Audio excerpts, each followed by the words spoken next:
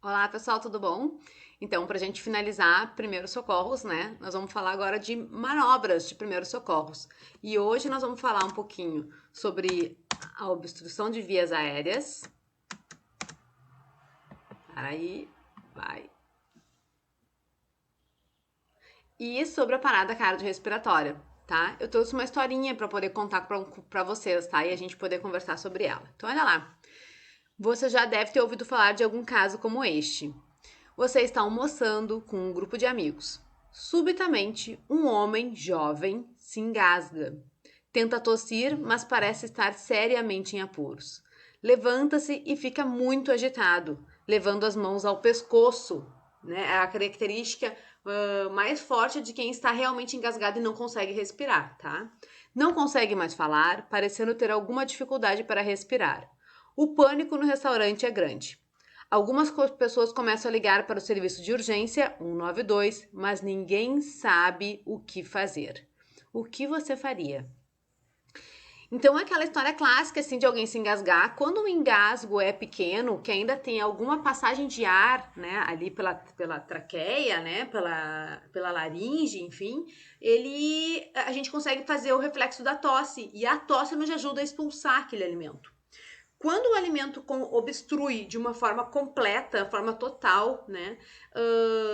A tosse não sai, a tosse fica trancada e a gente perde força. Não tem como. Porque eu tenho que fazer isso aqui pra tossir, né? E eu não consigo botar ar pra dentro. Então a pessoa começa a querer botar pra fora, não consegue falar também, né? Porque não tem estímulo de corda vocal. E aí ela começa a se desesperar, tá? O que vocês fariam? Então, essa é a hora que, se a gente não souber fazer a manobra correta, até a chegada da SAMU, esse paciente, essa vítima, né, vai entrar numa parada respiratória, certo? E a parada respiratória leva a hipóxia, que vai acabar levando a uma parada cardiorrespiratória, certo? Então, o que a gente faz numa situação dessas? Tá? A gente chama de obstrução de via aérea por corpo estranho, tá? E aí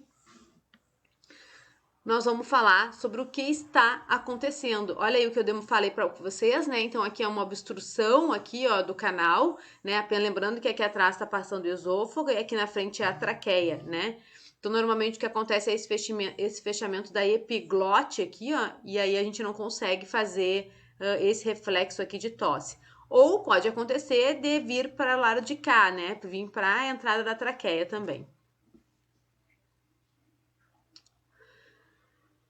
A asfixia é uma causa comum de morte em crianças e adultos após engasgo com alimentos. Tanto é que existe a Lei Lucas, não sei se vocês já ouviram falar, mas ela surgiu a partir.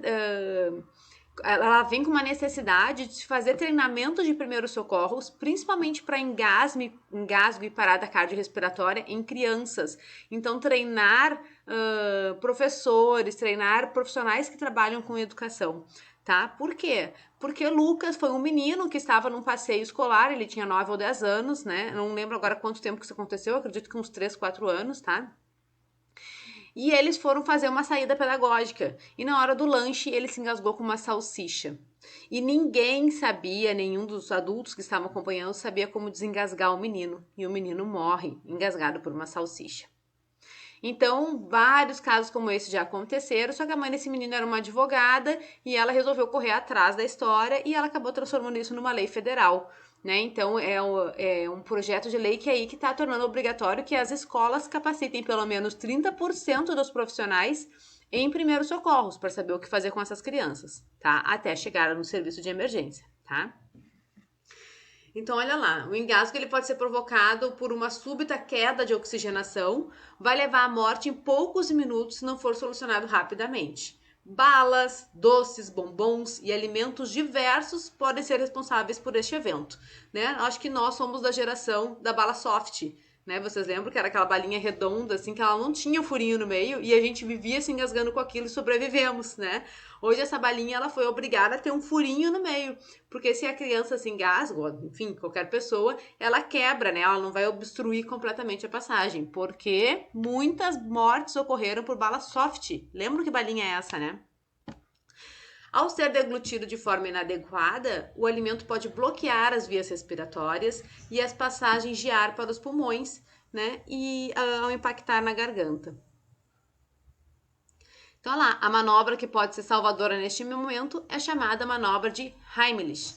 Foi descrita em 1974 por Henry Heimlich. Tá? Inicialmente reconhecida pela Cruz Vermelha, foi adotada e difundida no mundo, né? É uma tosse artificial, então a gente simula, né, como se fosse uma tosse, só que ela vai ser provocada por uma contração, né, que a gente faz no estômago da vítima, tá? Para que ela consiga expelir esse objeto, tá? Ó, essa manobra já é de domínio público em vários países, tá? Então existem cartazes ensinando como tu fazer a manobra, como abraçar a pessoa, como, né, para se posicionar, tá? E claro, enquanto tu já faz a manobra, tu tem que pedir para alguém já ligar pro socorro, né? Assim como a gente vai fazer na parada cardiorrespiratória, também na manobra de Heimlich, né? Alguém liga pro SAMU, não vai deixar de fazer esse atendimento, de fazer essa ligação, mas tu já sabe o que pode ser feito para tentar desengasgar essa pessoa, tá? Então, olha aí, ó. Certifique-se que a pessoa tá realmente com dificuldade para respirar, aquele sinal clássico aqui, ela não consegue falar, né? Então, ela tenta falar e a voz não sai, começa a ficar agitada e confusa, levando as mãos para a garganta. A pele pode mudar de cor, né? Quando a gente começa a entrar em hipóxia, a gente vai ficando um pouco azulado, arroxeado, né? Primeiro a gente fica branco e aí depois a gente começa a ficar roxinho, né? Passando a ficar azulada, o que indica baixa oxigenação, tá? Inicia abraçando a pessoa pela cintura. Então a gente pega a pessoa por trás, certo? E abraça ela pela cintura. Olha lá, ó. Não é bem a cintura. Observem nessa imagem de cá, ó, como a mão dele tá posicionada logo abaixo das costelas, bem no meio, que é onde está o estômago. E a gente faz um formatinho de pera assim com a mão para poder girar ali em cima do estômago, tá? Vou mostrar aqui em mim, ó. Então, aqui assim tá meu estômago, eu vou vir com uma mão, vou botar aqui, a outra mão eu boto aqui, porque eu preciso fazer isso daqui. Eu preciso girar a minha mão nesse sentido aqui, tá?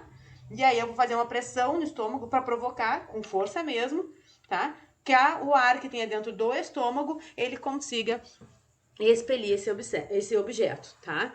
Quantas vezes forem necessários. Ah, mas Ana, e se for uma pessoa maior do que eu? Ah, essa pessoa vai ter que se ajoelhar, tá? Então a pessoa se ajoelha, a gente dá um jeito de chegar próximo dela para poder abraçar e segurar. Quando é menor, é mais fácil, né? Se é uma criança, por exemplo, né? A partir de uns 5 anos ali, menos eu acho, uns 4 anos talvez, né? A gente se abaixa, fica na altura da criança ou puxa no colo e faz, né? Se é pequenininho, a gente vai ter que botar ele na palma da mão ou apoiar nas pernas, né? Para poder botar ele com a cabecinha para baixo e empurrar pelas costas, tá?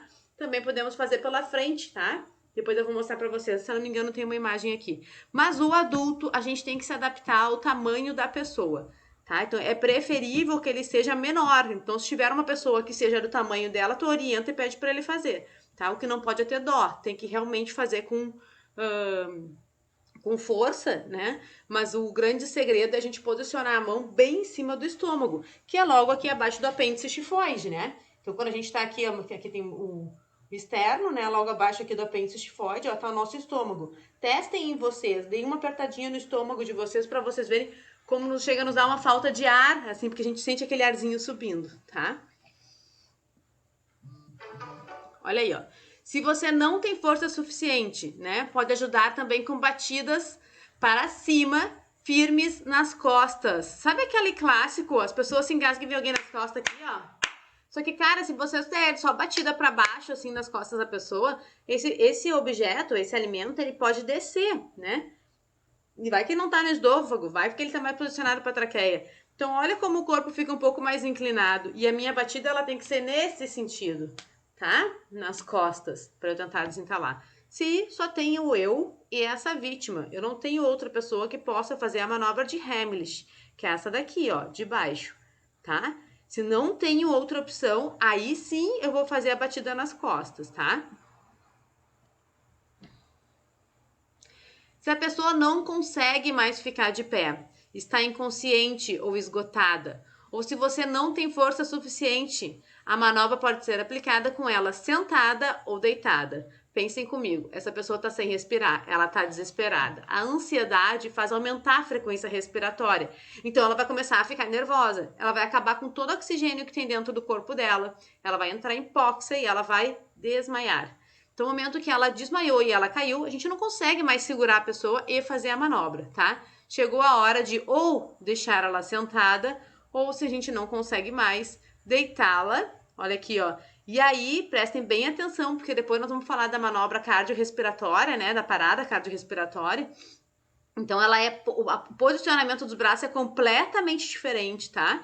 Então, quando a gente tá fazendo aqui manobra de desobstrução de via aérea, tá posicionado no estômago. Olha ali, ó, logo abaixo do apêndice tifoide, numa angulação em que eu consiga jogar o ar para cima, tá? Aqui nos casos de crianças, ó, também pode ser corridas através dessa manobra. Então, olha aqui quando a criança é menorzinha, né, que a pessoa tem que se abaixar. Essa daqui, nessa posição que ela tá, ela vai levantar essa criança. Então, ou ela se ajoelha, pra ela ficar na altura da criança, ou ela pega no colo mesmo, tá? E se você está sozinho, se engasga e não tem quem te ajude, tá? É extremamente dolorido, mas na hora do socorro, né, na hora do desespero, tá? A gente não vai conseguir fazer força no próprio estômago, então o jeito é a gente usar algum objeto que a gente possa fazer força. Ah, Ana, mas pode fraturar uma costela. Pode, mas tá engasgado, né? Vai morrer, né? Aí tu escolhe, fratura a costela ou morre.